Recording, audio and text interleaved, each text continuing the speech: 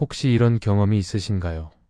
처음 만났을 때는 분명히 좋은 사람이라고 생각했는데 시간이 지나고 보니 뭔가 어긋나 있었던 경험 말입니다. 웃음이 많고 말도 부드러웠는데 어느 순간부터 그 사람 앞에만 서면 이상하게 피곤해지더라는 것입니다. 만나고 나면 기운이 빠지고 대화를 나눈 뒤에는 왠지 모르게 마음이 무거워집니다. 반대로 말수도 적고 표정도 무뚝뚝한데 함께 있으면 편안해지는 사람도 있습니다. 특별히 좋은 말을 해주는 것도 아닌데 그 사람 곁에 있으면 마음이 놓입니다. 우리는 왜 사람을 볼 때 이렇게 자주 틀리게 될까요? 겉모습에 속고 말에 속고 첫인상에 속습니다. 사람의 겉모습은 맑은 호수와 같습니다. 수면은 잔잔하고 햇빛에 반짝이지만 그 아래에 무엇이 있는지는 발을 담가 보기 전에는 알 수 없습니다. 어떤 호수는 바닥까지 맑아서 헤엄치기 좋지만 어떤 호수는 한 발짝만 들어가도 발목이 지늘게 빠집니다. 물 위에서 보면 똑같이 아름다워 보이는데 들어가 보면 전혀 다른 세계가 펼쳐지는 것입니다. 사람도 마찬가지입니다. 첫인상이 좋다고 해서 그 사람의 깊이까지 알 수는 없고 한두 번의 대화로 그 사람의 본심을 파악할 수도 없습니다. 그래서 우리는 종종 후회합니다. 왜 그때 좀 더 살펴보지 않았을까? 왜 그렇게 쉽게 마음을 열었을까 하고 말입니다. 정약용은 젊은 시절 한양에서 많은 사람을 만났습니다. 관직에 오르기 전에도 과거를 준비하는 선비들 사이에서 교류가 잦았고 벼슬길에 오른 뒤에는 더 많은 이들과 얼굴을 마주해야 했습니다. 그 중에는 말이 유려하고 처세가 능숙한 사람도 있었고 조용하지만 한마디 한마디에 무게가 실린 사람도 있었습니다. 당시에는 말 잘하는 사람이 더 매력적으로 보였을지도 모릅니다. 그러나 세월이 흐르고 유배지에서 지난 날을 돌아보았을 때 그가 기억에 남긴 사람은 화려한 언변의 소유자가 아니었습니다. 말은 적었지만 약속을 지킨 사람, 이익이 없는 자리에서도 태도가 변하지 않았던 사람, 어려울 때 손을 내밀어준 사람이었습니다. 오늘 이 이야기는 바로 그 기준에서 시작합니다. 누구를 가까이 두어야 하고 누구에게는 조용히 거리를 두어야 하는가. 이것은 단순히 좋은 사람과 나쁜 사람을 가르는 문제가 아닙니다. 내 남은 시간을 누구와 함께 보낼 것인가, 내 마음의 에너지를 어디에 쓸 것인가의 문제입니다. 나이가 들수록 새로운 인연을 만들기는 어려워지고 한번 상처받은 마음은 회복하는 데 더 오랜 시간이 걸립니다. 젊을 때는 실수해도 다시 시작할 시간이 있지만 세월이 흐른 뒤에는 그 시간이 점점 귀해집니다. 그러니 사람을 보는 눈은 젊을 때보다 오히려 지금이 더 중요합니다. 그대는 지금 곁에 있는 사람들을 떠올려 보십시오. 그 사람은 맑은 호수입니까? 아니면 바닥을 알 수 없는 늪입니까? 겉모습만 보고 판단하고 있지는 않습니까? 오늘부터 8가지 이야기를 통해 사람을 보는 기준에 대해 함께 생각해 보려 합니다. 결론을 미리 말씀드리지는 않겠습니다. 다만 이야기가 끝날 즈음 그대의 마음속에 하나의 기준이 조용히 자리 잡기를 바랍니다. 그 기준은 누군가를 판단하기 위한 것이 아니라 그대 자신을 지키기 위한 것입니다. 소중한 시간을 소중한 사람과 함께 보내기 위한 것입니다. 본격적인 이야기에 앞서 오늘의 주제가 마음에 드신다면 구독과 좋아요 부탁드립니다. 사람들은 흔히 인연을 기분의 문제로 생각합니다. 이 사람과 있으면 기분이 좋고 저 사람과 있으면 기분이 나쁘다는 식으로 말입니다. 물론 기분은 중요합니다. 함께 있을 때 즐겁고 편안한 것은 좋은 관계의 기본이기도 합니다. 하지만 인연의 진짜 무게는 기분보다 훨씬 깊은 곳에 있습니다. 좋은 사람 하나는 노년의 시간을 따뜻하게 만들어주지만 잘못된 사람 하나는 남은 세월 전체를 지치게 만들 수 있습니다. 한 사람 때문에 삶이 풍요로워지기도 하고 한 사람 때문에 삶이 메말라 가기도 합니다. 인연은 기분이 아니라 인생의 방향을 바꾸는 힘을 가지고 있습니다. 정약용이 젊은 시절 한양에서 과거를 준비할 때의 일입니다. 그 시절에는 인맥이 넓고 말솜씨가 좋은 사람이 대접을 받았습니다. 누구를 알고 있느냐, 어떤 자리에 초대받느냐가 출세의 지름길처럼 여겨지던 때였습니다. 많은 선비들이 그런 사람들과 어울리려 했고 그들의 말솜씨에 감탄하며 배우려 했습니다. 그런데 정약용은 그런 사람들보다 오히려 말수가 적은 사람에게 마음이 갔다고 합니다. 화려한 말보다 한마디에 책임이 담긴 사람, 약속을 하면 반드시 지키는 사람을 더 높이 보았습니다. 겉으로 보기에는 눈에 띄지 않는 사람이었지만 시간이 지날수록 그 가치가 드러나는 사람이었습니다. 그가 나중에 유배지에서 남긴 글들을 보면 그 선택이 틀리지 않았음을 알 수 있습니다. 우리는 왜 믿었던 사람에게 실망할 때마다 자책하게 될까요? 내가 사람을 못 본 것인가? 내 판단력이 부족한 것인가 하고 스스로를 탓합니다. 밤에 잠이 오지 않고 그 사람과 나누었던 대화가 자꾸 떠오릅니다. 그러나 조금 다르게 생각해 볼 필요가 있습니다. 문제는 그 사람이 나빴다거나 내가 어리석었다는 데 있지 않습니다. 진짜 문제는 내가 사람을 볼 때 어떤 기준을 가지고 있었느냐에 있습니다. 기준이 흐리면 판단도 흐려지고 기준이 없으면 감정에 끌려다니게 됩니다. 좋아 보이면 다가가고 싫어지면 멀어지는 것을 반복하게 됩니다. 기분 좋은 말을 해주는 사람, 나를 칭찬해주는 사람, 웃음이 많은 사람. 이런 것들은 분명 매력적입니다. 만나면 기분이 좋아지고 함께 있으면 즐겁습니다. 그러나 그것만으로 사람을 판단하면 나중에 후회하게 됩니다. 좋은 말 뒤에 다른 의도가 숨어 있을 수도 있고 웃음 뒤에 계산이 있을 수도 있습니다. 정약용이 강조했던 것은 말의 화려함이 아니라 말의 무게였습니다. 그 사람의 말이 행동으로 이어지는가, 약속이 지켜지는가, 어려운 순간에도 태도가 변하지 않는가. 이런 것들이 진짜 기준이 되어야 합니다. 그대가 지금 가까이 두고 있는 사람을 생각해 보십시오. 그 사람과의 인연이 그대의 인생을 어느 방향으로 이끌고 있습니까? 함께 있으면 마음이 편안해지고 더 나은 사람이 되고 싶어지는가요? 아니면 만나고 나면 왠지 지치고 자꾸 자신이 작아지는 느낌이 드는가요? 그 사람 때문에 웃는 날이 많아졌습니까? 아니면 한숨 쉬는 날이 많아졌습니까? 인연은 그냥 만남이 아닙니다. 인연은 선택입니다. 그리고 그 선택이 쌓여서 우리의 남은 날들을 만들어 갑니다. 어떤 사람을 선택할 것인가? 그것은 결국 어떤 삶을 선택할 것인가와 같은 질문입니다. 정약용은 사람을 처음 만날 때 무엇을 보았을까요?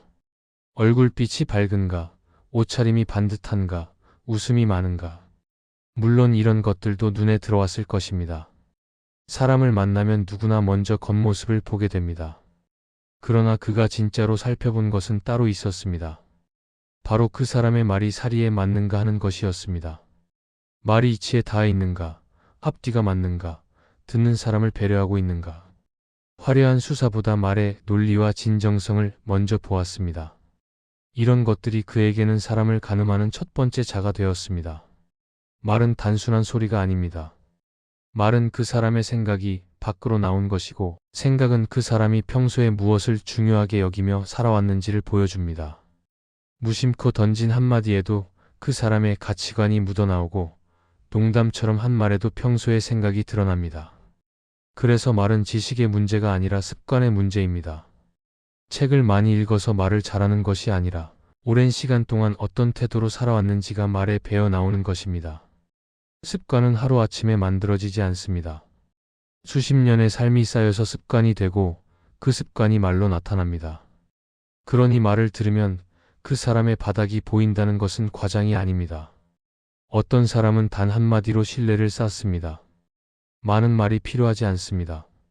꼭 필요한 말을 꼭 필요한 순간에 꼭 필요한 만큼만 합니다. 말이 끝나고 나면 듣는 사람의 마음에 무언가가 남습니다. 그런 사람의 말에는 무게가 있습니다. 듣는 사람이 그 무게를 느끼고 그래서 믿게 됩니다. 반대로 어떤 사람은 말이 많은데도 신뢰가 쌓이지 않습니다. 이야기는 길고 목소리도 큰데 듣고 나면 뭔가 허전합니다. 시간이 지나면 무슨 이야기를 했는지조차 기억나지 않습니다. 말의 양이 신뢰를 만드는 것이 아니라 말의 질이 신뢰를 만든다는 뜻입니다. 더 무서운 것은 단 한마디로 관계가 무너질 수도 있다는 것입니다. 오랜 시간 쌓아온 믿음이 한순간에 말실수로 사라지기도 합니다. 수십 년을 알고 지낸 사이도 말 한마디 때문에 돌아서게 됩니다. 물론 누구나 실수는 합니다. 급하면 말이 앞서고 화가 나면 하지 말아야 할 말이 나오기도 합니다. 그러나 반복되는 말실수는 실수가 아니라 그 사람의 본 모습입니다. 정약용이 자식들에게 보낸 편지에서 말조심을 강조했던 것도 이 때문입니다. 말은 한번 뱉으면 주워 담을 수 없고 상대의 마음에 남긴 상처는 쉽게 지워지지 않습니다. 그대는 요즘 누구의 말에서 이유 없는 불편함을 느낀 적이 있습니까? 분명히 나쁜 말은 아닌데 듣고 나면 찝찝한 느낌, 칭찬인 것 같은데 왠지 기분이 좋지 않은 느낌 말입니다. 그런 불편함은 대개 이유가 있습니다. 말과 마음이 일치하지 않을 때 겉으로는 좋은 말을 하면서 속으로는 다른 생각을 품고 있을 때 그런 느낌이 옵니다. 우리의 마음은 생각보다 예민해서 말의 진위를 본능적으로 감지합니다. 그 느낌을 무시하지 마십시오. 말은 마음의 거울입니다. 거울에 비친 것이 흐리다면 마음도 흐린 것입니다. 조심해야 할 말의 첫 번째는 거짓입니다. 거짓말은 작은 이익을 얻기 위해 신뢰를 담보로 잡는 행위입니다. 당장은 편하고 당장은 이득인 것 같지만 거짓말은 빚과 같습니다. 한 번 지면 이자가 붙고 갚지 않으면 점점 불어납니다. 처음에는 작은 거짓말로 시작합니다. 별것 아닌 것 같고 이 정도는 괜찮다고 생각합니다. 그러나 그 거짓을 감추기 위해 또 다른 거짓이 필요해지고 그 거짓을 덮기 위해 또 다른 이야기를 만들어야 합니다. 나중에는 무엇이 진실이고 무엇이 거짓인지 스스로도 헷갈리게 됩니다. 거짓말의 무서움은 한 번 맛을 보면 멈추기 어렵다는 데 있습니다. 두 번째로 조심해야 할 것은 변명입니다. 변명은 거짓말보다 더 교묘합니다. 거짓말은 명확하게 사실과 다른 말을 하는 것이지만 변명은 사실 안에 숨어서 자신을 보호하려는 말입니다. 완전한 거짓은 아니기 때문에 듣는 사람도 쉽게 반박하기 어렵습니다. 잘못을 인정하는 것 같으면서도 핵심은 피해가고 사과하는 것 같으면서도 책임은 다른 곳으로 돌립니다. 변명하는 사람의 특징은 말이 길어진다는 것입니다. 진심으로 잘못을 느끼는 사람은 말이 짧습니다. 미안합니다. 제가 틀렸습니다. 그것으로 끝입니다. 더 이상 보탤 말이 없습니다. 하지만 변명하는 사람은 왜 그렇게 되었는지, 상황이 어떠했는지, 자신의 의도는 그게 아니었다는 것을 끝없이 설명합니다. 설명이 길어질수록 진심은 멀어집니다. 정약용이 관직에 있을 때 민생을 살피며 남긴 글들에는 공통된 태도가 있습니다. 말보다 결과로 책임을 보라는 것입니다. 관리가 백성을 위해 무엇을 했다고 아무리 말해도 백성의 삶이 나아지지 않았다면 그 말은 의미가 없습니다. 좋은 의도였다고 아무리 설명해도 결과가 좋지 않다면 그 설명은 변명에 불과합니다. 의도가 아무리 좋았어도 결과가 나쁘면 책임을 져야 합니다. 정약용은 그래서 사람을 볼 때 그 사람이 무슨 말을 하는가 보다 그 말 뒤에 어떤 결과가 따라오는가를 더 중요하게 여겼습니다. 말이 길어질수록 마음은 가벼워진다는 말이 있습니다. 진심이 담긴 말은 길게 할 필요가 없습니다. 짧아도 무겁고 적어도 깊습니다. 몇 마디 안 되는 말인데도 가슴에 남고 오래 기억됩니다. 반대로 마음이 불편하거나 진심이 아닐 때 말은 자꾸 길어집니다. 상대를 설득하려고, 자신을 정당화하려고, 빈틈을 메우려고 말을 보탭니다. 그렇게 보태진 말들은 결국 본심을 감추는 껍데기가 됩니다. 말이 많아질수록 진심은 보이지 않게 됩니다. 그대는 지금 누구의 설명에 자꾸만 설득당하고 있지는 않습니까? 그 사람의 말이 길어질수록 이상하게 납득이 되는 것 같고 처음에 느꼈던 불편함이 희미해지는 경험 말입니다. 그럴 때일수록 한 발짝 물러서서 생각해 보아야 합니다. 말이 아니라 행동을, 설명이 아니라 결과를 보아야 합니다. 거짓과 변명은 마음의 빚을 남깁니다. 그 빚은 결국 관계를 무너뜨리는 무게가 됩니다. 말의 길이가 아니라 말의 진심을 보십시오. 세 번째로 조심해야 할 말은 험담입니다. 내 앞에서 다른 사람을 험담하는 사람이 있다면 그 사람은 내가 없는 자리에서 나를 이야기할 가능성이 큽니다. 지금은 나와 함께 다른 사람을 이야기하고 있지만 장소와 상대가 바뀌면 내가 그 이야기의 주인공이 될 수 있습니다. 험담은 공유의 탈을 쓰고 다가옵니다. 그 사람 좀 이상하지 않아요? 나만 그렇게 느끼는 건가요? 이런 말로 동의를 구하며 거리를 좁힙니다. 마치 비밀을 나누는 것처럼, 특별한 친밀함을 만드는 것처럼 느껴집니다. 처음에는 그저 수다처럼 느껴지고 함께 누군가를 이야기하며 친밀감이 생기는 것 같기도 합니다. 그러나 그것은 진짜 친밀함이 아닙니다. 험담 위에 세워진 관계는 모래 위의 집과 같아서 비가 오면 쓸려 내려갑니다. 네 번째는 과장과 자랑입니다. 과장과 자랑은 험담보다 더 알아채기 어렵습니다. 왜냐하면 듣기에 좋은 말이기 때문입니다. 험담은 들으면서도 불편함을 느끼지만 자랑은 처음에는 감탄을 자아냅니다. 자신의 성공담을 들려주고 자신이 아는 사람들을 나열하고 자신이 해낸 일들을 이야기합니다. 어디서 누구를 만났고 어떤 대접을 받았고 얼마나 인정받았는지를 말합니다. 듣는 사람은 처음에는 감탄하게 됩니다. 대단한 사람이구나, 능력 있는 사람이구나 하고 생각합니다. 그러나 시간이 지나면 뭔가 이상하다는 것을 느끼게 됩니다. 말로는 화려한데 실제로 보이는 것은 별로 없다는 것을 알게 됩니다. 과장과 자랑이 위험한 이유는 그릇의 크기를 속이기 때문입니다. 큰 그릇에 물을 담으면 흔들려도 넘치지 않습니다. 조금 기울어져도 물은 그릇 안에 머물러 있습니다. 그러나 작은 그릇에 물을 담으면 조금만 흔들려도 물이 쏟아집니다. 그리고 작은 그릇은 물을 담을 때 소리부터 요란합니다. 자신을 크게 보이려고 애쓰는 사람일수록 실제로는 작은 경우가 많습니다.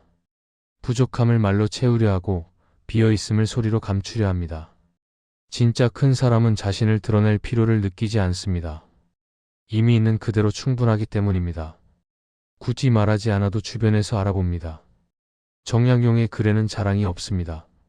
그가 얼마나 많은 책을 읽었는지, 얼마나 높은 관직에 올랐는지를 스스로 내세우는 대목은 찾기 어렵습니다.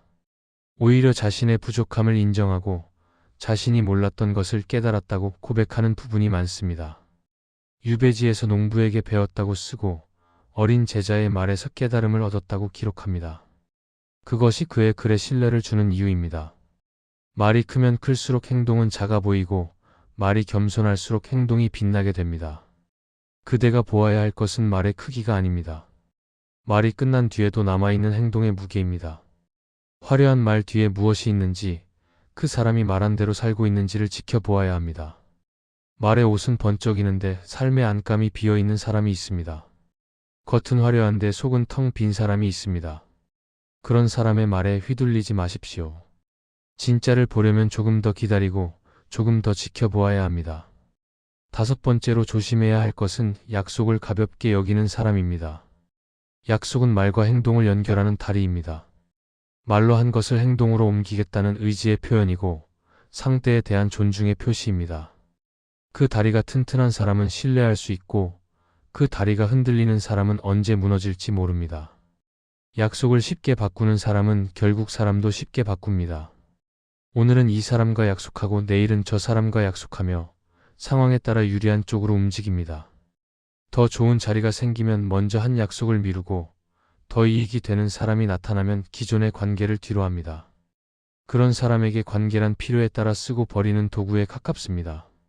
그러나 여기서 한 가지 생각해 볼 것이 있습니다. 누구나 한두 번은 약속을 지키지 못할 때가 있습니다. 갑자기 몸이 아플 수도 있고 예상치 못한 일이 생길 수도 있습니다. 가족에게 급한 일이 생기거나 피치 못할 사정이 생기기도 합니다. 그러니 한 번의 실수만으로 그 사람을 판단해서는 안 됩니다. 한 번의 어긋남으로 관계를 끊어버리면 우리 주변에 남는 사람이 없을 것입니다. 우리가 보아야 할 것은 실수 자체가 아니라 실수가 반복되는가 하는 것입니다.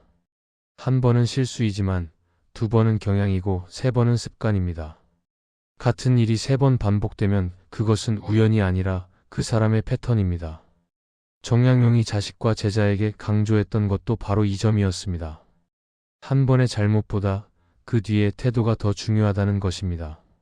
사람은 누구나 넘어질 수 있습니다. 중요한 것은 넘어진 뒤에 어떻게 하느냐입니다. 잘못을 하고 나서 진심으로 뉘우치고 행동을 고치는 사람이 있습니다. 그런 사람은 실수를 통해 더 나아집니다. 넘어졌던 자리에서 일어나 더 단단해집니다. 반대로 잘못을 하고 나서 말로만 사과하고 행동은 그대로인 사람이 있습니다. 미안하다는 말은 많은데 같은 일이 반복된다면 그 사과는 진심이 아닙니다. 말로는 반성하면서 행동은 바뀌지 않는다면 그 반성은 형식에 불과합니다. 사과가 늦더라도 행동이 바뀌면 희망이 있습니다. 시간이 걸려도 조금씩 달라지는 모습이 보인다면 그 사람은 변하고 있는 것입니다. 완벽하지 않아도 방향이 맞다면 기다려줄 수 있습니다. 그러나 말만 바뀌고 삶이 그대로라면 그건 성격이 아니라 본성에 가깝습니다. 본성은 쉽게 바뀌지 않습니다. 우리가 사람을 볼 때 놓치기 쉬운 부분이 바로 이것입니다. 말의 변화는 금방 알 수 있지만 행동의 변화는 시간이 지나야 알 수 있습니다. 그래서 사람을 판단하려면 기다림이 필요합니다. 조급하게 결론 내리지 말고 충분히 지켜본 뒤에 판단해야 합니다. 그대 곁에 약속을 자주 바꾸는 사람이 있습니까? 그 사람의 사과를 몇 번이나 들었습니까? 사과할 때마다 다음에는 그러지 않겠다고 했는데 정말로 달라진 것이 있습니까? 만약 달라진 것이 없다면 그것은 그 사람의 한계입니다. 우리는 그 한계를 인정하고 적절한 거리를 두는 지혜가 필요합니다. 실수와 습관의 경계를 구분하는 것, 그것이 사람을 보는 눈을 기르는 첫걸음입니다. 평소에는 누구나 점잖을 수 있습니다. 여유로운 상황에서는 웃는 얼굴을 유지하기 쉽고 손해 볼 일이 없을 때는 너그러운 척하기도 어렵지 않습니다. 배가 부를 때는 누구나 관대해지고 급할 일이 없을 때는 누구나 느긋해집니다. 좋은 일이 계속될 때 좋은 사람처럼 보이는 것은 어렵지 않습니다. 그러나 사람의 진짜 모습은 편안할 때가 아니라 어려운 판에서 드러납니다. 이익이 걸린 순간, 원칙과 편의 사이에서 선택해야 하는 순간, 손해를 감수해야 하는 순간, 그때 사람이 갈라집니다. 위기의 순간에 드러나는 모습이 그 사람의 진짜 모습입니다. 이익이 없는데도 돕는 사람이 있습니다. 자신에게 돌아올 것이 아무것도 없는데 시간을 내고 도움이 되지 않을 것 같은데도 손을 내밉니다. 대가를 바라지 않고 보답을 기대하지 않습니다. 그냥 도움이 필요한 사람이 있으니까 돕는 것입니다. 그런 사람은 드뭅니다. 대부분의 사람은 계산합니다. 이걸 해주면 나중에 무엇을 받을 수 있을까? 여기에 시간을 쓰면 나에게 어떤 득이 될까 하고 저울질합니다. 머릿속에서 주고받을 것을 따지고 이익과 손해를 견줍니다. 그것이 나쁘다는 말이 아닙니다. 인간이라면 당연한 심리입니다. 그러나 그 계산이 전부인 사람과 계산을 넘어서는 마음이 있는 사람은 다릅니다. 원칙 앞에서 타협을 먼저 고르는 사람이 있습니다. 지키기 어려우니까 이번만 넘어가자고 말하고 다들 그렇게 하니까 우리도 그러자고 합니다. 한두 번은 이해할 수 있습니다. 상황이 어려울 때 융통성을 발휘하는 것은 때로 필요합니다. 그러나 번번이 원칙보다 편의를 택하는 사람이라면 정작 중요한 순간에 그 사람을 믿기 어렵습니다. 또한 일이 잘못되었을 때 누구 탓을 먼저 하는지를 보아야 합니다. 자신의 책임을 인정하기보다 상황 탓, 다른 사람 탓을 먼저 찾는 사람은 함께 일하기 어렵습니다. 문제가 생기면 자기 몫을 피하고 공은 자기가 가져가려 합니다. 약자에게 어떤 표정을 짓는지도 중요한 기준입니다. 자신보다 힘이 없는 사람, 도움이 될 것 같지 않은 사람에게 어떻게 대하는가. 그것이 그 사람의 품격을 보여줍니다. 윗사람에게는 공손하고 아랫사람에게는 함부로 대하는 사람이 있습니다. 권력이 있는 사람 앞에서는 고개를 숙이고 약한 사람 앞에서는 목소리를 높입니다. 그런 사람의 공손함은 진심이 아니라 계산입니다. 그리고 마지막으로 아무도 보지 않을 때 어떤 선택을 하는가.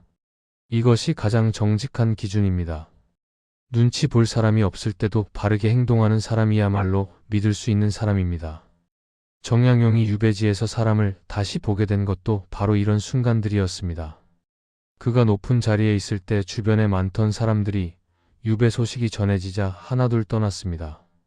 연락이 끊기고 인사가 사라지고 있던 관계도 없던 일이 되었습니다. 그러나 아무런 이익이 없는데도 편지를 보내고 위험을 무릅쓰고 찾아온 사람이 있었습니다. 그런 사람들의 얼굴을 정약용은 평생 잊지 않았습니다. 그대는 지금 누군가를 좋을 때의 모습만 보고 판단하고 있지는 않습니까? 이제 마지막 이야기입니다. 지금까지 사람을 보는 여러 가지 기준에 대해 말씀드렸습니다. 거짓말과 변명, 험담과 자랑, 약속을 가볍게 여기는 태도, 그리고 어려운 상황에서 드러나는 본성까지. 이 모든 것은 결국 하나로 이어집니다. 말이 가볍다면 마음도 가볍고 위기에서 흔들린다면 관계도 흔들린다는 것입니다. 말과 행동이 일치하지 않는 사람, 편할 때와 어려울 때가 다른 사람, 그런 사람과의 관계는 오래가기 어렵습니다. 그러니 사람을 볼 때는 먼저 그 사람의 말과 태도를 관찰해야 합니다. 급하게 판단하지 말고 여러 상황에서 어떻게 행동하는지를 지켜보아야 합니다. 그러나 여기서 한 가지 더 중요한 것이 있습니다. 다른 사람에게 적용하는 기준을 나 자신에게도 적용해 보아야 한다는 것입니다. 나는 거짓말을 하지 않는가? 나는 변명으로 책임을 피하지 않는가? 나는 남의 험담을 하지 않는가? 나는 약속을 가볍게 여기지 않는가? 다른 사람의 허물은 잘 보이지만 내 허물은 잘 보이지 않습니다. 남의 거짓말에는 민감하면서 내 작은 거짓말은 괜찮다고 생각하기 쉽습니다. 다른 사람을 판단하기 전에 먼저 나를 돌아보아야 합니다. 그래야 그 기준이 진짜 의미를 갖습니다. 남에게 엄격하고 나에게 관대한 것은 공정하지 않습니다. 좋은 사람에게는 더 가까이 다가가십시오. 그런 사람은 흔하지 않습니다. 만났을 때 마음이 편해지고 함께 있으면 더 나은 사람이 되고 싶어지는 그런 사람을 만났다면 그 인연을 소중히 여기십시오. 그 사람과의 시간을 아끼지 말고 그 사람에게 진심을 표현하십시오. 좋은 인연은 가만히 두어도 유지되는 것이 아닙니다. 노력하고 정성을 들여야 오래갑니다. 반대로 나를 소모시키는 사람에게는 조용히 거리를 두는 것이 지혜입니다. 대놓고 싸울 필요도 없고 크게 선언할 필요도 없습니다. 그저 만나는 횟수를 줄이고 마음의 에너지를 덜 쓰면 됩니다. 서서히 멀어지면 됩니다. 다만 성급한 단절은 조심해야 합니다. 한 번의 실망으로 관계를 끊어버리면 나중에 후회할 수 있습니다. 누구나 실수는 합니다. 중요한 것은 그 실수 뒤에 어떤 변화가 있는가입니다. 달라지려고 노력하는 모습이 보인다면 기다려줄 수 있습니다. 그러나 무조건적인 용서도 위험합니다. 용서와 어리석음은 다릅니다. 잘못을 반복하는 사람을 계속 용서하는 것은 관대함이 아니라 나 자신을 해치는 일입니다.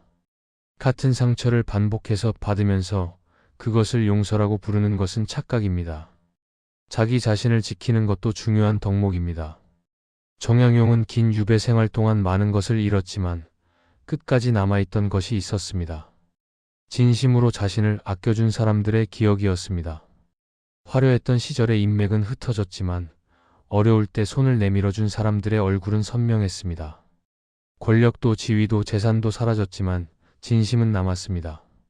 결국 남는 것은 진심뿐입니다. 남은 시간은 나를 지켜주는 사람 곁에 두는 것이 옳습니다. 그대에게 마지막으로 묻겠습니다. 지금 곁에 있는 사람들 중에 진심으로 그대를 아끼는 사람은 누구입니까? 그리고 그대는 그 사람에게 진심을 주고 있습니까? 사람을 보는 눈은 결국 자기 자신을 보는 눈과 다르지 않습니다. 맑은 눈으로 사람을 보고 맑은 마음으로 관계를 맺으십시오. 그것이 남은 시간을 지혜롭게 사는 방법입니다.